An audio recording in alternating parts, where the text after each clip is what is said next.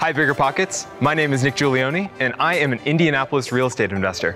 I was an out-of-state investor for a long time from Southern California, but when the quarantine hit, I tricked my wife into moving out here to Indianapolis. Things have been going great. I'm excited to share my story with you.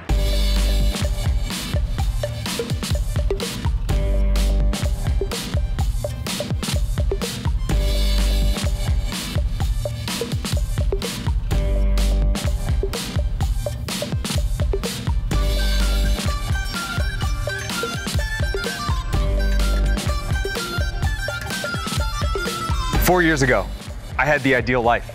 I had an incredible tech W-2 that anyone would have aspired for. I worked at a company that everyone thought was so cool, but it wasn't.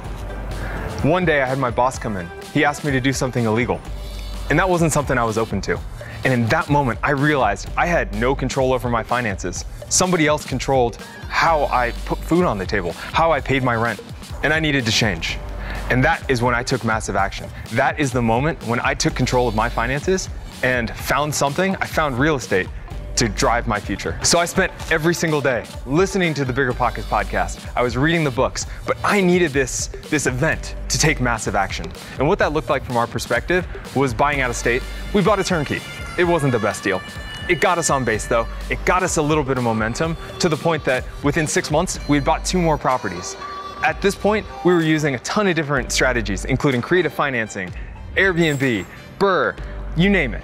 And from there, we have just continued to grow our business. And today we're sitting at 55 doors and we are just getting started. So we are here at a really cool property. It's 2 properties on 1 lot. I actually live right over there as a house hack. This is an Airbnb. Love to show you around.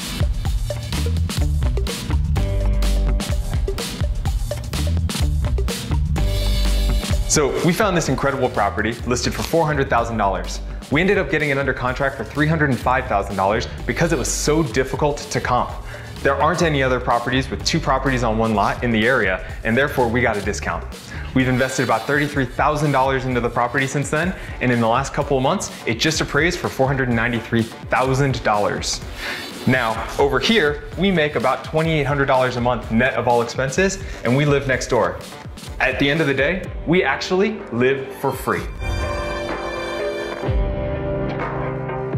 So generally speaking, I am not an Airbnb investor. My everyday is more of a BRRRR strategy. With that said, I did learn the BRRRRnB strategy from the famous Shelby Osborne on the first season of the Meet the Investors with Alex. I actually generally do the BRRRR strategy. Got one currently going on. How about we go take a look?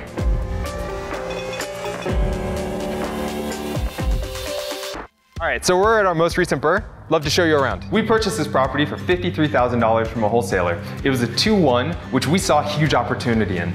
We were gonna invest about $29,000 into converting it into a 4-1.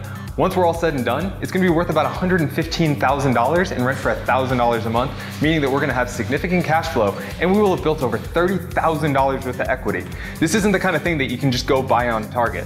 You actually have to go in there, you have to work your butt off and take the risks, and that's how you make significant income on real estate. All right, BP, you've heard a little bit about my story. You've seen a couple of my projects. Now I'd like to tell you a couple of the key takeaways from my first 3 years of real estate investing. 1, convert education into action. This is by far the biggest challenge that most BiggerPockets members deal with on a daily basis. For us, we were sitting on our hands. We had listened to every single episode of the BiggerPockets podcast. We had read every single book, and we hadn't done anything until we finally bought that turnkey. I don't know what the next best action is for you, but my recommendation is that you lean into the discomfort. 2, real estate is more forgiving than you think.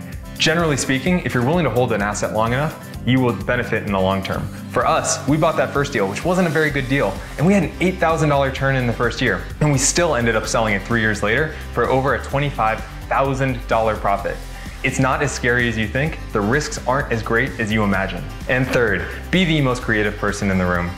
That has been what has allowed us to grow our portfolio so much over the last 4 years, including creative financing, owner financing, BRRRR, and even the BRRRRnB house hack that we have here. We have found that when we use creative financing, we can find win-win scenarios for everyone.